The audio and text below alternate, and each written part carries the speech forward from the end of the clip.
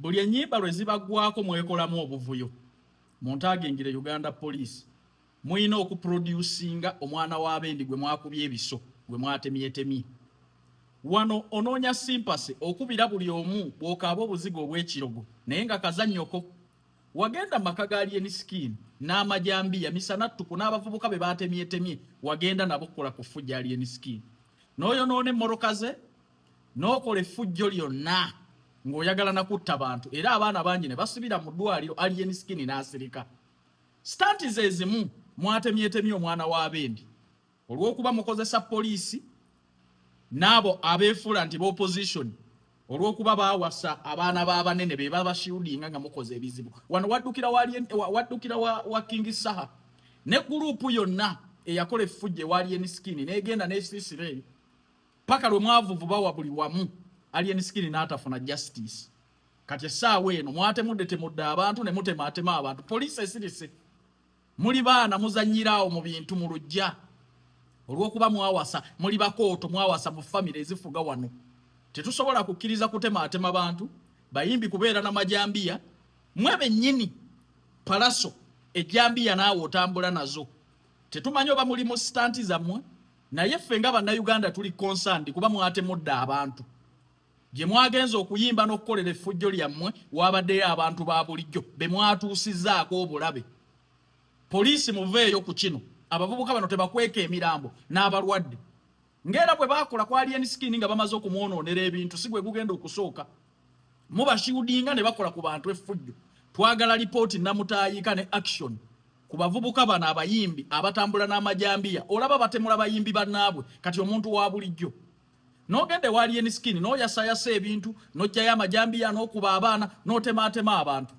temukomye okwo mugenza okuyimba mwe mwennyini munywedde enjaga yammwe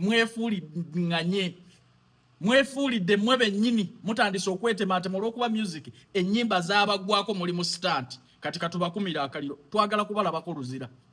tugenda bakumira akaliro paka maaso ga pulezidenti mulina okutuukako eruzira Palaso kendeeza kabampaane ekyo nja kikubuulira nga nkubuulira mazima iwatali agenda gaggamba Palaso kendeeza kabampaane omuntu yenna akuwa amagezi we branding nga bandist mu Uganda eno Uganda sa America teri yagezaako kukola linnya lyo yagala gezaako kukola naafuna omukisa ogwalwala teri yagezaako kukola linnya lyo yagala gezaako kukola naafuna omukisa abe wabe ne bamujjanjabako Babbolaka Boyiruku Kato Musege Boyi Kisenyi Zebula Mando ono Sobbi radio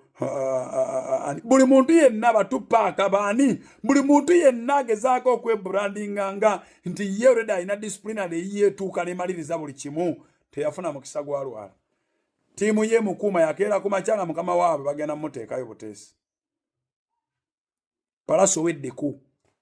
King Saaya gyejjambya it's right naye ani yabadde mu saako we yagijiddeyo ayina rekodi ki era amanyikiddwako ku ki era omwaka oguwedde yakola ki